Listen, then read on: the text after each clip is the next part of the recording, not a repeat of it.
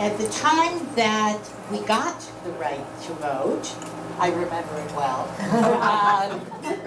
the League of Women Voters was founded. And it was founded initially to help those women who were newly enfranchised to learn, about voting, about issues, about what they were supposed to do.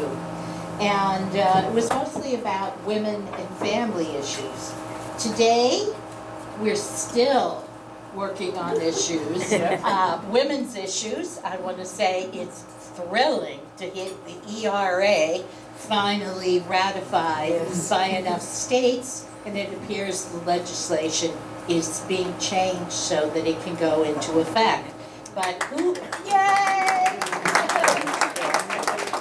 When I was in Illinois 40 some years ago, we were working very hard there because we were having fundraisers and education programs and yada, yada, yada. And I left Illinois, and all these years later, they ratified the ERA. So maybe I had a little teeny bit to do with it. Today, our issues have sometimes a different focus. We still act on things after we've taken consensus, whether it be at the local level, the state level, or national level. At the local level, we do education on voting, again, still. And next month, I'm excited to say that we are working with the Dedham Public Library to have a forum on all the candidates there on March 14th at 2 p.m. So we'd like all you Dedham people and some other people to come help with the forum, because I hear they have a lot of hot issues going on. We are going to have on the following Monday night, the 16th, a presentation by Peter Kane, again, who left. He won't leave that night, but it will be on electric cars. And although all of us get real excited about recycling, thank you, Claire, and our trash, Peters tells us that the biggest threat to our climate issues is the cars we drive. So we need a good education in this area. So come join us on March 16th. And then after that, we're going to have voter service forums in Westwood and Walpole, and we just continue to roll on through. We have initially the Westwood League and the Walpole League joined together to reduce some of the rather complicated issues like being treasurer, which Virginia does so well, but to minimize the kind of individual work that many of us had to do. But we have worked very hard to keep going on issues that are very important to us in all three towns. We've come a long way, folks, in our 100 years. I just love to hear on the news when they talk about soccer moms and suburban women, and recently it's black women and the effect they have on elections. Who would have thought 100 years ago that women would have such a great effect on the elections today? So we've done a lot of things, but unfortunately we have a way to go. As Lisa was telling me at our State House, in the last 25 years, we've only added one additional representative who's a woman. And if you look at Congress, Supreme Court, you could go on. And President, we are one of the only large countries that has never had a woman as president. So we have work to do, folks, ladies, and those men who love us. So we still have a ways to go. I would like to introduce tonight's speaker, Barbara Berenson. First of all, I want to say that she is a member of the Newton League of Women Voters, so she's one of us, and she considers herself a historian, an attorney, and teacher. And tonight we're going to be her students. She is the author of Massachusetts and the Women's Suffrage Movement, which we're going to learn about. I don't know about you, but I know nothing about the Massachusetts suffragettes. She's a graduate of Harvard College, Harvard Law School, and Harvard's Kennedy School of Government. You like going to school there, huh? After working for many years as a senior attorney at the Massachusetts Supreme Judicial Court, Barbara retired from her practice of law to devote her full attention to researching, writing, and teaching. She has a lot of other books. Do you have your books here tonight? I only brought the women's suffrage book tonight. She only has the women's suffrage book, but if you go, I know. On my website, there are all the others. Website, yes, she has lots of others. If you look at them, and I am intrigued by the fact that you do a tour in Boston too. Well, I wrote a walking tour of Civil War Boston. I very seldom give it. It's really something. It's a self-guided walking tour of abolitionist sites. Her current community activities include serving on the board of that Boston by Foot and the Royal House and slave quarters. So she is still very involved, and she's an experienced lecturer, teacher, and facilitator. And we would like to welcome her here this evening. Thank you so much for that lovely introduction. It's lovely to be here tonight, and congratulations on this wonderful centennial anniversary. So what I'm going to do tonight is talk to you a little bit about Massachusetts leadership in the national women's suffrage movement. It's a long, complicated, fabulous story, and in a relatively short talk, I can't possibly do justice to it. So what I'm really going to focus on tonight are the early years and explain how what became this ultimately successful movement to gain the right to vote for women began, and in particular look at the important central role of Massachusetts in that. People often ask at my talks why I decided to write this particular book. And I tell them that one of the inspirations was this statue, which some of you may know. I see some people nodding already. This is a statue in the nation's capital. It's a statue, of course, that shows Elizabeth Cady Stanton, Susan B. Anthony, and Lucretia Mott, who are three very important national leaders of the women's suffrage movement. This is in the U.S. Capitol. But when I look at the statue, all I can think about is the people that are missing. And in particular, some of the very important women from Massachusetts, like Lucy Stone and her daughter, Alice Stone Blackwell. So one of the things that led me to write this book was because I felt that the national movement set in Massachusetts has really been understudied. And one of the things I'm going to do tonight, besides talking to you about the story, is explain to you why that is so. Because history is a complicated battle, and who writes the history has a lot to do with how history is remembered. So what I'm going to do is begin by telling you how I believe the women's rights movement began, and the fact that it began here in Massachusetts in 1837. How many of you have either read or heard or been told a sentence that goes something like this? The women's rights movement began in 1848 in Seneca Falls, New York, when Elizabeth Cady Stanton and Lucretia Mott decided to have the first ever convention to discuss women's rights. Raise your hand if that's familiar to all of you. Okay, almost everybody. But of course, if you stop and think about it, and yes, Seneca Falls was important, and we are going to talk about it, but something had to have happened first. I mean, it's not as if Elizabeth Cady Stanton and Lucretia Mott woke up one day in 1848 and said, gee, the sun is out today, what shall we do? I know, let's have the first ever convention to discuss women's rights. I mean, something had to have happened first. But what happened first is almost never talked about. And what happened first, actually, is centered here in Massachusetts. And that's because Massachusetts was the leading home of the nation's early abolitionist or anti-slavery movement. And that was for a number of reasons, but most particularly because William Lloyd Garrison, who was in the early years the nation's leading abolitionist, was from Massachusetts, from Newburyport.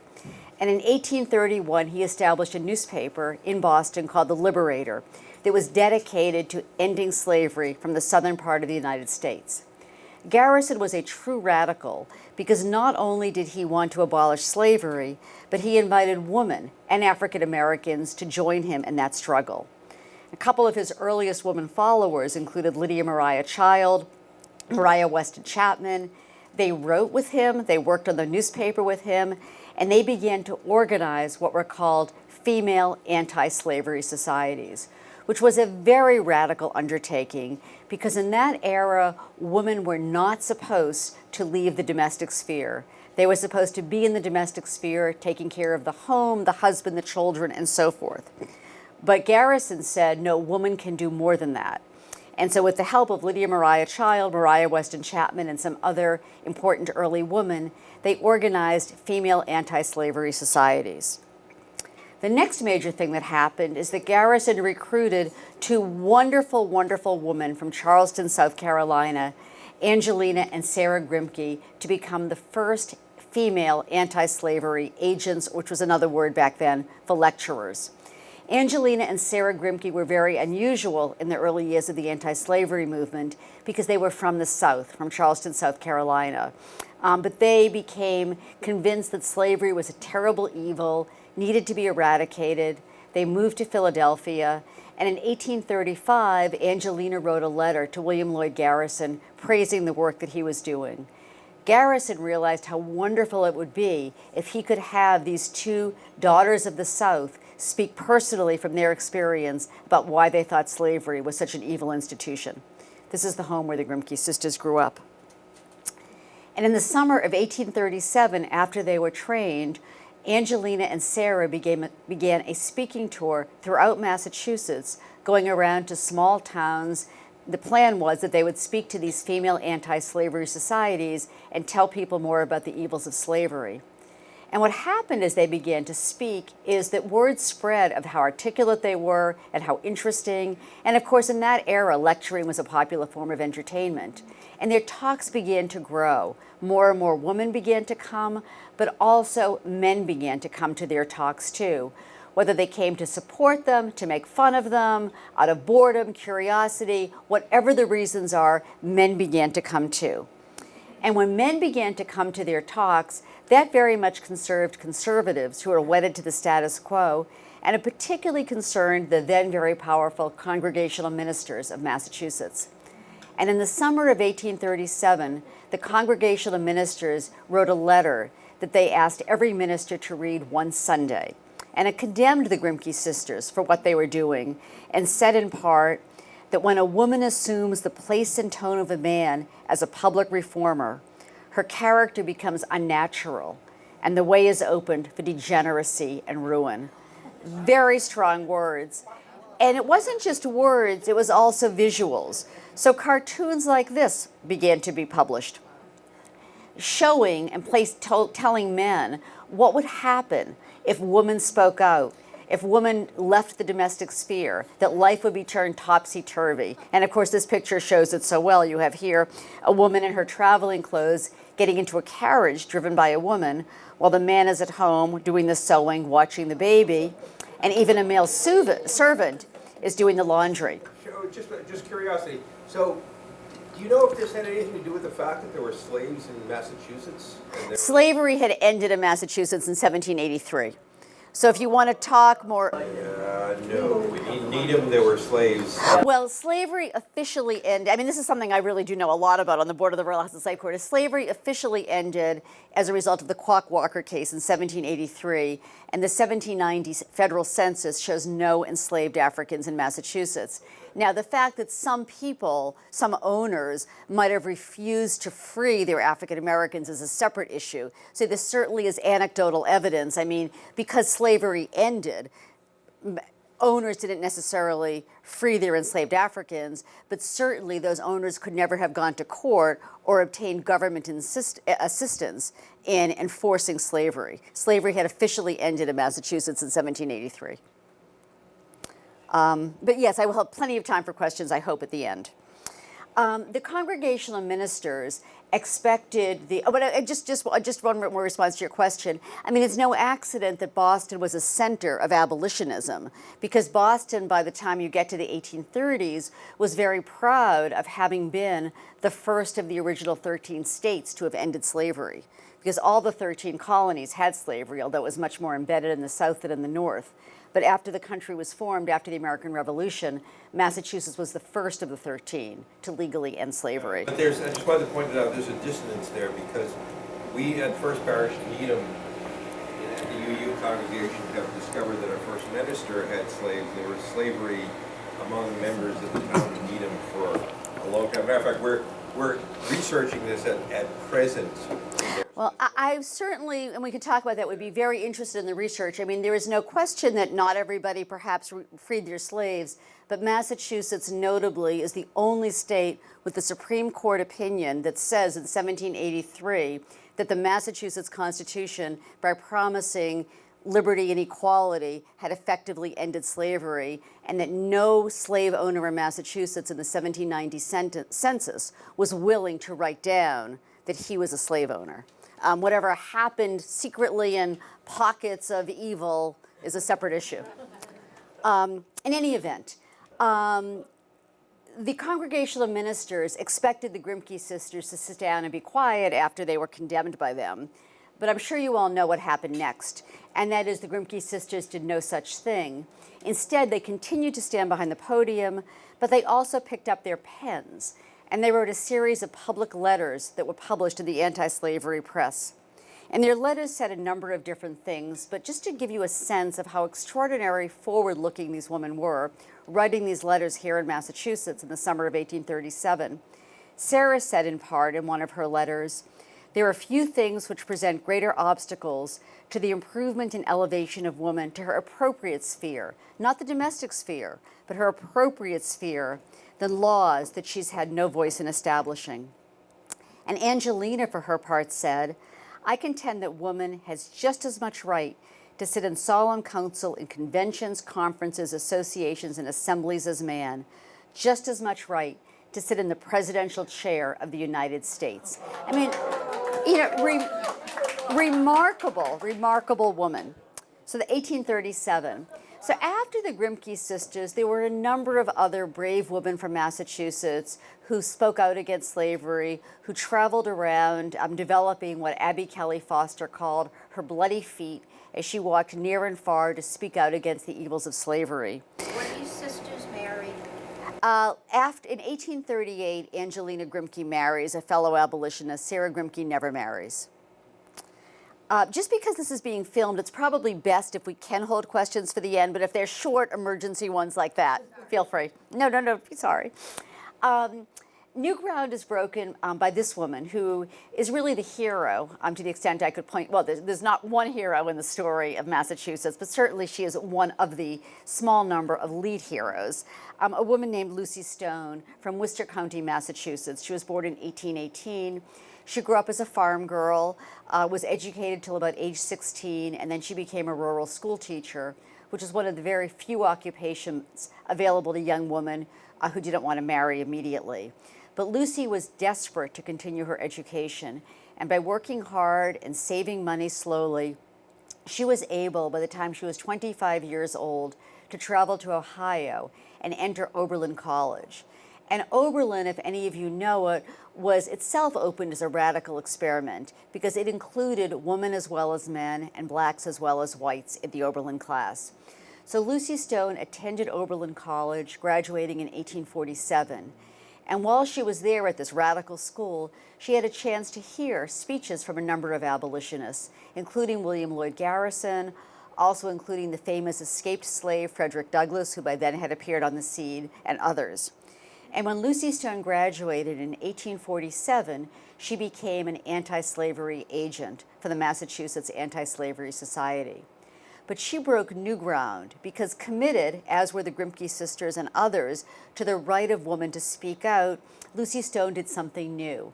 And that is, she began to deliver entire separate lectures dedicated to the subject of women's rights. So in other words, she would defend her right to speak out as a woman while talking about the evils of slavery, but she also began to deliver whole separate lectures on the subject of women's rights. This was in 1847. Now you probably have a sense of some of the things that led Elizabeth Cady Stanton, who had spent a number of years in Boston before moving up to Seneca Falls, New York, in Lucretia Mott, to think the time was ripe to do something new in 1848. But before we get there, and we are about to, I'm just going to tell you that as much as we're going to talk about Seneca Falls, I will argue that the organized women's suffrage movement was actually launched 2 years later here in Massachusetts in Worcester. So first, Seneca Falls. So the Seneca Falls Convention came about when Elizabeth Cady Stanton, who was a young mother raising several children in upstate New York, got together one day with Lucretia Mott from Philadelphia, who was visiting her sister who lived in Seneca Falls, and two other women. And the five women talked about the new spirit that was abroad in the land, the speeches of Lucy Stone, what had been going on. And they decided that perhaps the time was ripe to call together a convention to discuss this new subject of women's rights. They wanted to do it while Lucretia Mott was still in town, so they published a notice in the local newspaper, and they gave 10 days notice. They arranged for the abolitionists who ran this Wesleyan Methodist chapel to make the space available, and they waited to see who would show up. And amazingly, nearly 300 people, women and some men, showed up at this chapel in Seneca Falls in July of 1848. And they spent 2 days discussing the topic of women's rights. Famously, before the convention, as you may know, Elizabeth Cady Stanton drafted a document called the Declaration of Sentiments. And using the U.S. Declaration of Independence as a model, she created a declaration beginning by saying, all men and women are created equal, and setting forth a list of wrongs done to women and demands, very analogous to what was done in the Declaration of Independence. And one of the demands included the right to vote. So that was in 1848. But it was not the start of a movement for the reason that there was no follow-up. People came together, they talked, they felt great, and then they went home. And that was very much on Stanton's mind. She was really concerned about that. And she actually wrote to one of her abolitionist friends a couple of months later, essentially, what shall we do? How do we keep the momentum going? Do you not think we ought to have a lecturer to travel all over and speak on this subject? Lucy Stone, I think, might be engaged for this purpose. That didn't happen, but it indicates that Stanton was worried, how do we now start a movement? Well, Lucy Stone did not become a lecturer for them, but Lucy Stone was critical 2 years later when a number of abolitionist women decided that the time was ripe to call together what they called the First National Women's Rights Convention. Just its name is significant because what does it mean to call together the first convention? It means you're thinking ahead, that before people go home, you want to plan a second and then think about a third. So they were planning to begin an organized movement. They called it national because they wanted people from states outside of Massachusetts. Now, national meant northern at that point in time, since the South, that was busy defending slavery, certainly had no interest in a women's rights movement, and certainly not one that was led by people, all of whom were also active in the anti-slavery movement. But they wanted to get women to come from all the northeastern, mid-Atlantic, Midwestern states that they could. And amazingly, in Worcester, in October of 1850, over 1,000 women and some men arrived from 11 different states. Just to talk a little about the demographics of the beginning of the movement, they mostly were women like Lucy Stone, white, literate, native-born, and Protestant. But there were some exceptions from the very beginning. So, for instance, Sojourner Truth, a self-emancipated slave from New York, was present at the Worcester Convention. During the 1850s, there was a whole series of conventions. A movement did begin, just as Lucy Stone and others had planned. I wish I had time to go into every one of these conventions. Each one is wonderfully individually fascinating, but all I have time to do tonight is just show you a list. But as you can see, conventions were held virtually every single year. The only year missing from this list is 1857, and that's the year when Lucy Stone had her one and only child, a daughter. Susan B. Anthony, who I haven't mentioned yet, arrives on the scene in 1852. You may know that she's from Massachusetts, but grew up in Rochester, New York. And she attends the first convention held outside of Massachusetts that was held in Syracuse, New York in 1852. And Anthony then pledges her life to the women's rights movement. One of the things that makes talking about, thinking about, teaching about the women's suffrage movement complicated is that you always have to think about what else is going on in American history. You can't just talk about women's rights. You can't talk about the beginning without understanding abolitionism. And you can't talk about the 1850s without thinking about what else was going on. And that is, of course, that the nation was moving ever closer to civil war over the issue of slavery. So Lincoln is elected president, of course, in 1860. The South begins to secede in the spring of 1861, and civil war begins. What happened during the Civil War, very briefly, is that the women leaders put their movement on hold so that they could do everything they could to support the Union war effort. However, one thing that did happen for women during the war is that many women gained new skills, many of which would be useful after the war. So women, for example, became nurses. They managed homes and farms and businesses while their husbands were away fighting. They organized sewing societies. They organized what were called sanitary societies to gather provisions and send them out to men in the field. And these organizational skills that they really hadn't had a chance to develop before would be very helpful in the years after the war. So we're now going to jump, just with a focus on time, to after the war. After the war, there was a strong national emphasis on suffrage because the North had, of course, prevailed in the war. It knew that the states from the former Confederacy, the southern states, were going to be readmitted to the Union. And the issue is, of course, what would happen to the formerly enslaved. And Frederick Douglass, among others, said, essentially, that we don't care about any right other than the right to vote. Because without the right to vote, all you can do is say, please give me this right, please give me that right, please don't take away the right you gave me last year. But once you have the right to vote, you never have to say please and beg for a right. You can just vote and take the rights you want. So they became a focus on the ballot. Stone and Anthony and Stanton, who were working very closely together during the 1850s, hoped that in Congress, the abolitionists, who still briefly controlled it for that brief happy moment after the Civil War, hoped that their abolitionist allies would support what they called universal suffrage, which is just what its name suggests, suffrage for all adults, regardless of race and regardless of gender. But that didn't happen. The members of Congress said that the focus was going to first be on enfranchising African American men and that women were going to have to wait. The reasons are complicated, but the two obvious reasons, or most obvious reasons, are first, that there's often been in our society an association between bullets and ballots. If you're willing to put on a uniform and be shot at, you should get to move to the front of the line when ballots are being handed out. And of course, once African American men were permitted to enlist in the Union Army, they did so in great numbers and fought with great bravery. So they were deemed to have moved to the front of the line. The other thing is that the abolitionists, who, as I said, still controlled Congress for that brief moment, were very confident about how the formerly enslaved were going to vote.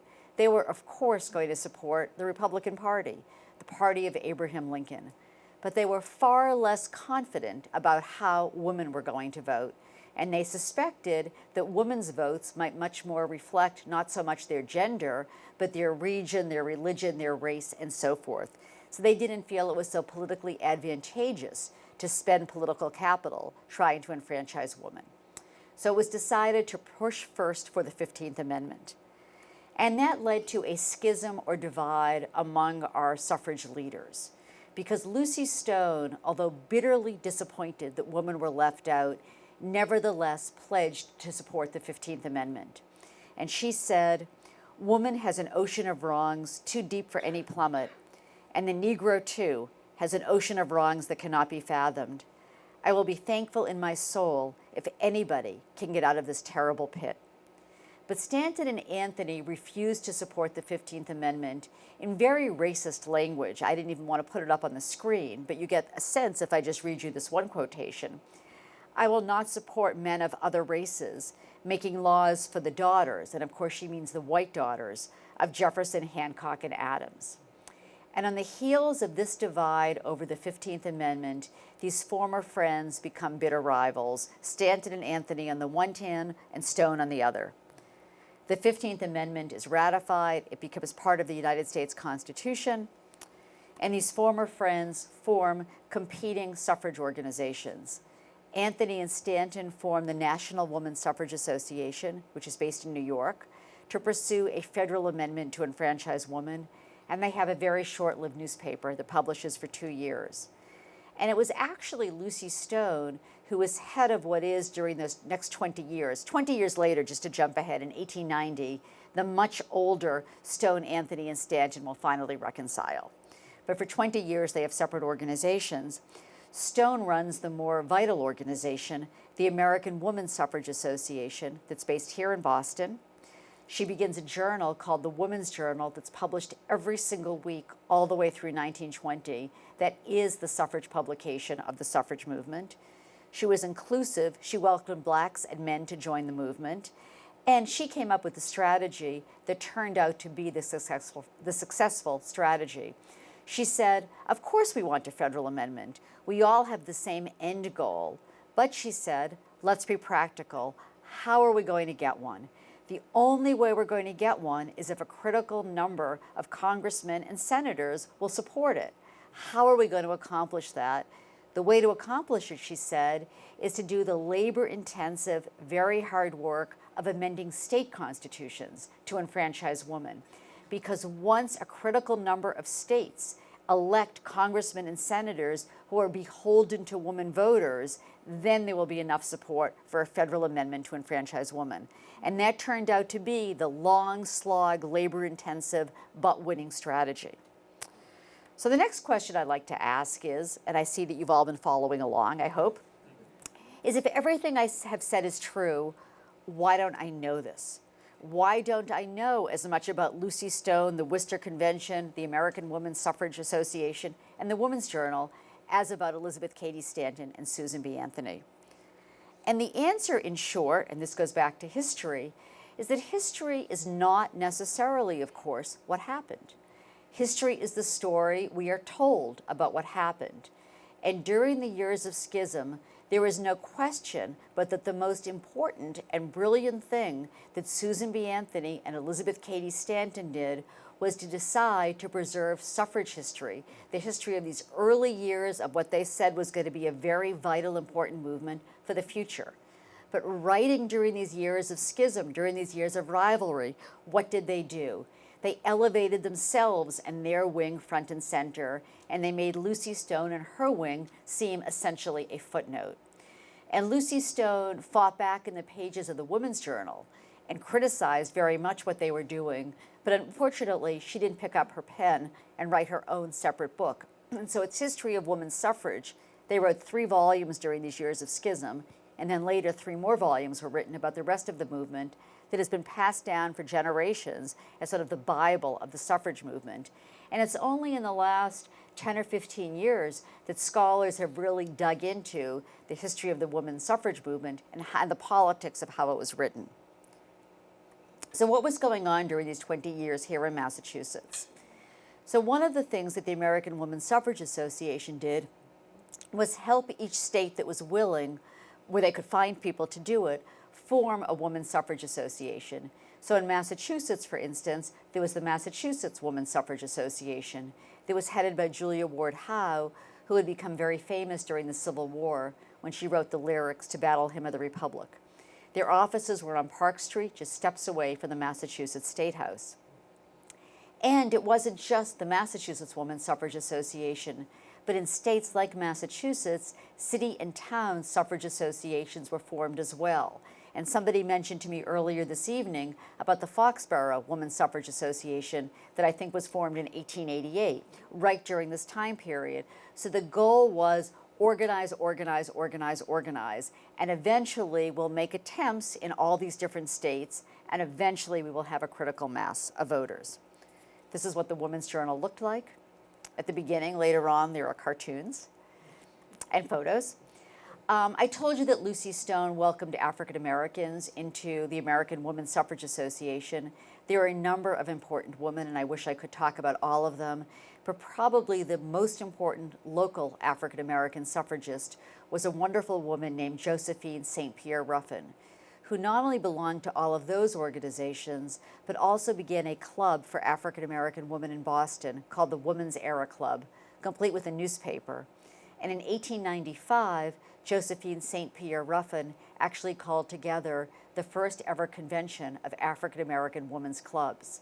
And that meeting in Boston was the genesis of what we know as the NACW, the National Association of Colored Women, and other wonderful organizations for Black African American women. So I wish I didn't have to move this fast, but just in the interest of time and having room for questions, we're going to just look ahead to the new century very briefly. Before we do so, I'll just back up for one moment and tell you a couple of quick things about the end of the 19th century. The first is that it was very difficult during the conservative Gilded Age, the period after the Civil War, to get states to amend their constitutions to enfranchise women, although many, many attempts were made, and in most states, each attempt, even if it failed, did a little better than the one before. But by the end of the 19th century, by the end of the 19th century, 4 states had enfranchised women: Wyoming, Utah, Idaho, and Colorado. All Western states, all states that there weren't these conservative wealthy fortunes, there weren't conservative universities, conservative banks, states that embraced the pioneer spirit, that wanted to encourage women to come and settle. But there was victory in 4 states. So from 4 states, congressmen and senators were indeed elected by women voters. The other thing that I mentioned earlier is by the end of the century, 1890 to be exact, the 2 rival organizations had been persuaded to reconcile, really persuaded by the next generation, by Alice Stone Blackwell, Lucy Stone's daughter, and other members of that generation who basically said, we are having a hard time gaining the right to vote for women. The 15th Amendment has been on the books for 20 years. No young woman understands why there are 2 organizations. That rivalry has to be over. And they were able to persuade Stone and Anthony and Stanton to reconcile, and they formed the National American Woman Suffrage Association. Another reason for Susan B. Anthony's enduring fame is that she became the leader of this joint organization in 1890 and leads it till 1900 when she retires. Lucy Stone, by the time the merger is made, is falling ill, and she dies a few years later of cancer in 1893. So let's just look ahead to the 20th century, and I'll tee it up a little bit. So the first thing to know is, again, thinking about eras in American history, that the Gilded Age, the conservative age of roughly 1870 to about 1895, gets left behind and is replaced by an era that we know today as the Progressive Era. And just as its name suggests, an era that when we look back at it, it was an era of reform and of progress. And of course, any era of reform and progress is going to be better to women than a conservative era. There were also just many changes in society, like the bicycle, which became very popular in the 1890s. In 1896, Susan B. Anthony famously said that the bicycle has done more to emancipate women than any other single thing. It was a mechanical invention, but it allowed women the freedom to get around on their own, to have exercise, to ride next to men as equals, and it led to clothing reforms. I mean, these clothes here might not look so reformed to you, but compared to what women had been wearing, they were radical indeed. Think about the telephone, the typewriter, opportunities for all sorts of new jobs for women, department stores. I mean, life was changing tremendously and fast in the Progressive Era. So what I'm going to do now is just introduce to you a few important leaders for the 20th century, and we'll leave it for the Q&A if you choose to follow up on them. So these are some particularly Massachusetts leaders, very important on the national scene. Alice Stone Blackwell, who I mentioned earlier, when her mother dies, Alice Stone Blackwell not only becomes is a suffrage leader, but she also continues as editor of the Women's Journal newspaper, which was, as I mentioned, the lead communications vehicle of the women's suffrage movement all the way through 1920. Maud Wood Park is very important. She actually was from New York originally, but went to college at Radcliffe and graduated in 1898. And she was very discouraged by the fact that many of her privileged classmates seemed apathetic or indifferent to the cause of women's suffrage. And she decided with a friend to found the first College Equal Suffrage League to bring college-educated students and recent graduates into the suffrage movement. This proved so successful that she was asked to duplicate it all across the country, which she did. And that brought in a lot of new members, a lot of young energy to the suffrage movement. Along those same lines, another very important person from Massachusetts is Florence Luscombe, also college educated. She went to MIT. And she basically said that the way the women's suffrage movement has been operating all these years is to basically do what I'm doing tonight, to give a talk to people who are already interested in a topic. And Luscombe said, well, that's fine, but if you want to reach new people, if you want to reach the indifferent, the apathetic, the uninformed, or maybe even the hostile, you've got to go out in the streets. You have to go to where they are. And she said we need to take the movement out of the parlor and into the streets.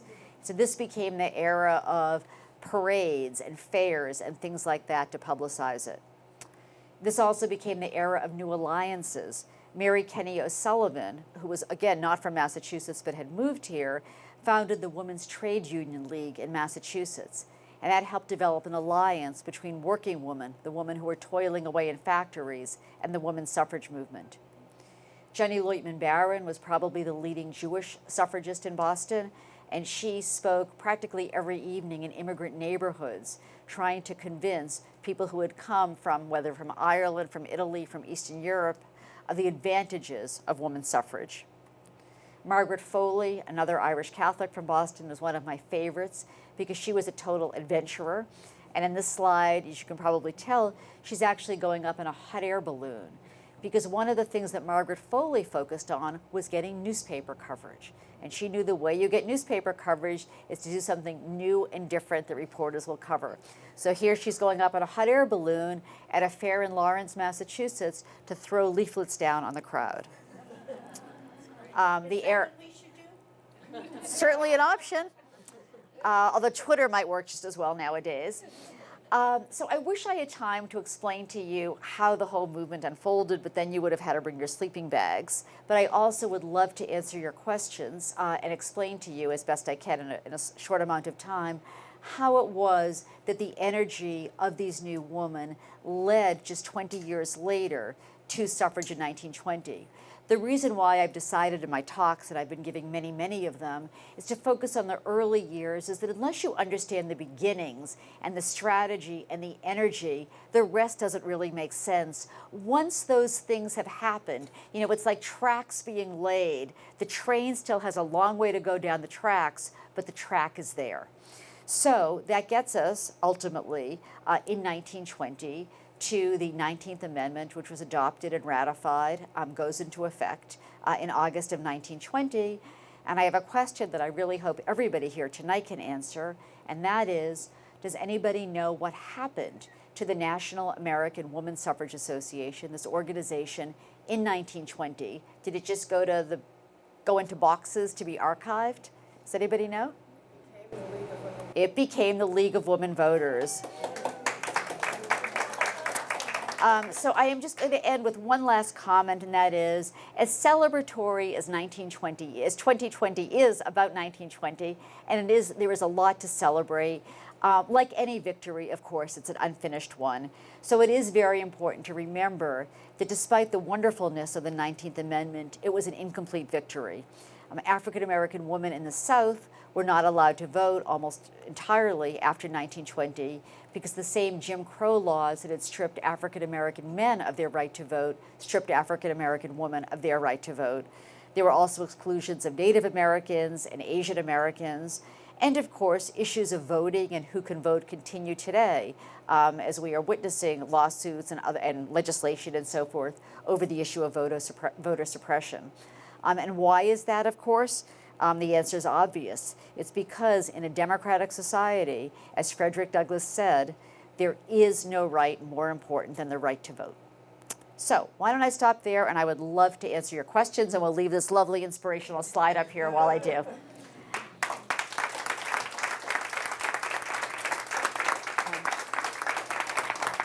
I will do my best to repeat the question, and if I forget, just remind me. Who would like to start? I was a bit shocked that Susan B. Anthony was a racist by your comments, particularly since she now is on our point. And yet, is there not some hypocrisy there? Well, so the question is, you're a little shocked to hear about Susan B. Anthony's racism. The answer is that, like so many other important historical figures, Susan B. Anthony was a complicated woman. I mean, think about Thomas Jefferson writing the Declaration of Independence while having obviously, I mean, I cannot think of it as consensual, no matter what he might have thought of it, relationship with an enslaved woman at Monticello. So, I mean, Susan B. Anthony was complicated. So Susan B. Anthony was a wonderful leader, organizer, tactician. She was brilliant, but she was fixated on the cause of women's suffrage, and there, was not going to be any compromise with that. Why that was, historians have debated, long and hard. What many people end up with is saying something like, and I didn't get into this tonight, but Lucy Stone grew up within the anti-slavery movement. She was committed to the anti-slavery movement probably even before she was committed to women's rights. Well, Susan B. Anthony and Elizabeth Cady Stanton actually got their reform start in a different social movement of that era. Does anybody else know what other social movement in the 1830s was going on? Temperance, right. The movement to limit alcohol. So many people have just thought that, Anthony's and Stanton's heart perhaps was never quite as much in the anti-slavery movement. It's also true that they felt very bitter and betrayed. They had strong reasons to feel bitter and betrayed that their abolitionist colleagues were leaving them behind. But none of that really explains the statements they made and the racist language that they used. I mean, Elizabeth Cady Stanton talked about how awful it is that Sambo and Patrick and, I forget the Asian name she uses, we're going to make decisions for the white daughters of Jefferson and Adams and so forth. So, I mean, I don't know, what to tell you except that it's, not a very well-exposed story. Just because this is so interesting, and you're probably all very interested in it, if you want to dig a little more into it, one very easy place to go is, did any of you follow the controversy over the statue that's being built in Central Park? In the New York Times, I see a couple of people nodding. So you may know that with money raised by a group of women that includes Elizabeth Cady Stanton's great-great-granddaughter, it was decided that Central Park, which has a dearth, if any, statues dedicated to actual real women, that a statue would be built for the suffrage movement that would honor Anthony and Stanton. And there was so much pushback about that because of the racism in the movement, and particularly the racism of Stanton and Anthony, that the statue was redesigned, and it's now going to be a statue of Anthony Stanton and Sojourner Truth, which doesn't necessarily satisfy many, many people. But if you just Google Central Park statue, Anthony Stanton, you will find many, many articles talking about this. So I think the answer is that there was a sort of mythic story that the movement began in Seneca Falls and that Anthony and Stanton were these great, perfect, unblemished heroes that has kind of been the myth. And then people have to dig down and uncover it. Just like for years, nobody knew that Thomas Jefferson had the relationship he had with Sally Hemings. I mean, it's like, or for years people believed that the Pilgrims and the Native Americans really sat down in harmonious love and joy, on a Thursday in November. I mean, history is full of myths, and people have to scrutinize them. But not everybody likes the results. So, are there any statues in the State House to Lucy Stone or? So the question is, are there any statues? Which is a very interesting question. So the short answer is yes. For instance, on Commonwealth Avenue, there is a statue one statue that honors three important women: Phyllis Wheatley, Abigail Adams, and Lucy Stone. And in the State House, there's a small exhibit, I think it's called Hear Us, which honors 6 important women from Massachusetts history. But one of the things that's really just terrible is that there's no place to go in Massachusetts to really learn the story, so that I, as a Lucy Stone fan and knowing this history, when I wanted to take my daughter to learn all about women's suffrage history, what did we do? We went to Seneca Falls, and then we went to Rochester, New York, to the Susan B. Anthony House, because they were sites I could take her to. And so it's a terrible thing that, Massachusetts saves some of its history and not others. If anybody here has big, deep pockets, we need a museum about the women's suffrage movement in Massachusetts. Yes. A couple of years ago, you spoke at the Dedham Public Library, and you mentioned something which I knew by accident, which was that a woman was elected to the school board in Dedham in something in the 1880s. But women didn't get the vote for 40 years after that. How was that possible? So the question was, at a talk in Dedham a couple of years, I think when the book first came out, it was an early talk. I talked about a woman being elected to school committee in Dedham. So in each talk, I, figure out what it is I have time to discuss. So one thing I did not mention tonight, but I'm glad you asked about that, is that in a number of states, even though, like Massachusetts, even though women did not have the vote in presidential elections, state elections, city and town elections even, there were a number of states, including Massachusetts, that enfranchised women for the sole limited purpose of school committee elections. And you can imagine why that was, because it's the kind of election, school committee is consistent with a woman's traditional role of raising and educating children. And the argument was simply that if women did it in the home, now that we live in an era where children are going off to public schools, that women, who better than women to be able to play a role? The hope was that school committee suffrage would serve as sort of an opening wedge, and in some states it did. Yes. After 1920, can you think of any election results, either state or national, that showed the strength of women and kind of made believers out of people who were against suffrage? Well, so it's a complicated question because it sort of has many parts to it. So the first answer is that pretty soon after 1920, the anti-suffragists pretty much disappear from history. It's one of these reforms where once it happens, people don't really, for the most part, there's always some exceptions, but for the most part, people don't continue to say a woman shouldn't have the right to vote. So women begin to vote. They begin to vote in slow numbers. And it's not until I think it's about 1980 that the percentage of women turning out actually exceeds the number of men. So women, started voting at the beginning, but the numbers are slow. And by the way, by the time we got to 1920, almost half the country, women were already voting in their states, because of the state-by-state enfranchisement. But in any event, so women began voting slowly. As for the difference it made, this is obviously continues to be a controversial subject because, nobody sits around and says, there's the man vote, right? Nobody talks about how are the men going to vote. And so the answer is that, as it turns out, there really isn't a woman's vote either. There are some people, some women, who might vote on the basis of gender, but every single study, and in fact, there's a brand new book out that looks at women's voting patterns over the last 100 years that literally came out in the past month. The author's first name is Christine, and you can Google it, but in any event, for the most part, women vote more based on other issues. They vote based on, their region, their race, their religion, whatever it is. Which is why, for instance, when Sarah Palin was chosen as vice president, for instance, on a national ticket, and some people thought, oh, all women will vote for her. Well, that didn't happen because there is no such thing as the woman vote per se. So, there's a lot of talk about it, but what I always say to people is, gee, how's the man vote doing?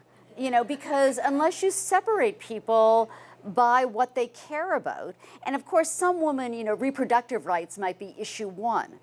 So, sometimes there might be a correlation between gender and the most important issue, but there is no such thing as the woman vote, even though the media likes to talk about it a lot. I don't know if anybody, a lot of you here may be experts in this subject. Does anybody want to comment on that, or? Yes? And do you want the microphone? No, I see a similarity between that and you hear a lot about the black vote. There's no such thing. Yeah, that's a very, very important point. Yeah. It's something that you can count on. You can count on women voting that way, blacks voting Right. that way. But if you break it down, if you say college educated, blacks who live in the Northeast, then you might be able to make certain predictions. But then it's really more based on, as much on region and education as on other things. And when you slice it, then you can start to draw some conclusions. I don't know how much more time we have. It's a little after 8. Should we do one more question? Yes. Okay. Yes. Since I'm jumping out of the pages of history from about 130 years ago, I'm really pleased to hear you talk so much about what happened, and especially about unsung heroines, because there were so many of us who put a lot of work into it. And I was talking to someone who told me about a movie, I think it was called, but a movie about Blanche Ames, and I wonder if you could speak about that? Sure. And actually, I'm really glad you asked that because Easton is really not far from here. So how many, have any of you, other than you, heard of Blanche Ames or Blanche Ames? A few. Okay, well, that's great. And I'm just curious, how do you know about her? Because the house and the hiking. Oh, the hiking. Same, is that the same? I knew about it, about the house and hiking, but I'm in a play that some of us are involved. Oh, okay. We're going to be performing actually. At Borderland? All right. We learned, I never knew. All right. So Blanche Ames, I mean, see, this is the thing about the suffrage movement, is that there's the few, there's the people I could talk about tonight, and even though these are major leaders, many people have never heard of them. And then there are the people who are significant, who almost nobody's heard of, and then of course there's all the zillions of foot soldiers. But Blanche Ames lived at Borderland Estate, which borders Easton and Sharon. She was very active in the Massachusetts movement during the years basically 1910 to 1920. She was also an early leader in the birth control movement. So she was very forward thinking on a number of different issues. She was also a very gifted artist. And she was a cartoonist who drew cartoons that were in, among other publications, the Woman's Journal. And some of the cartoons that she drew about the women's suffrage movement were extremely significant in helping to sway public opinion. And that raises, there are so many issues, every question leads to the onion of unraveling. But one of the things that the women's suffrage movement had been plagued by for decades was that people portrayed it in cartoons with ridicule, like that cartoon I showed you at the beginning. So suffragists were often depicted in the popular media as being sort of unattractive, masculinized women, looking with sort of male-like features, often wearing, shapeless jackets and things like that. And the message was, only somebody who can't get married would be a suffragist.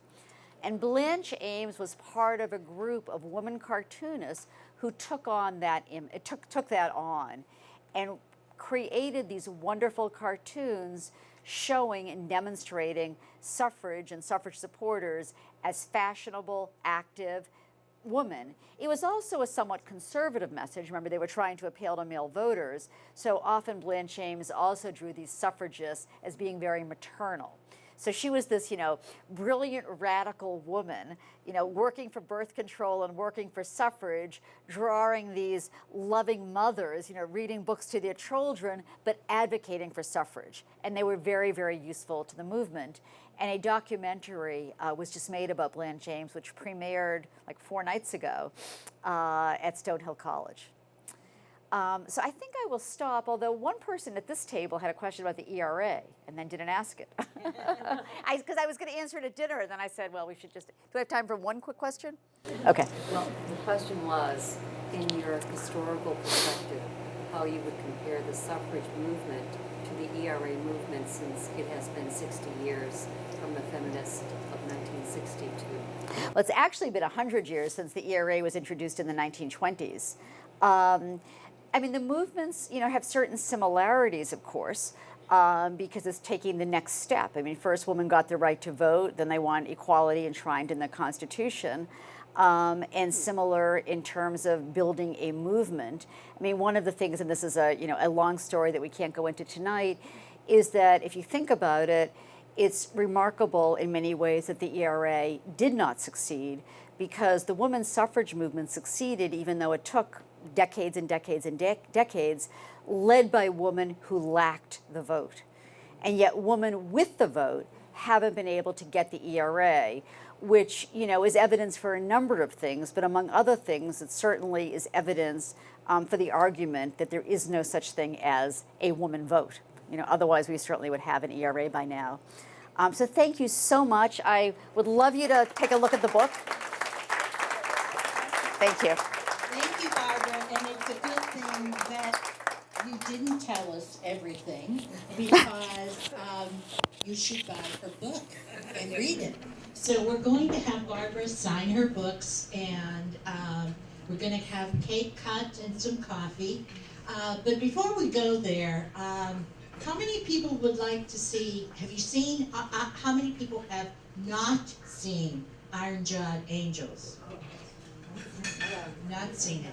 So probably we should show it again. You showed it, what, 2 years ago, right? No, more than that. I could use seeing it again, but it's a Hollywood type movie about the movement and the beginning of the movement. I would like to say a plug for the League of Women Voters. Barbara was talking about voter suppression. And many people talk about the dues we pay. And as Virginia, our treasurer, knows, all of our dues go to state and national.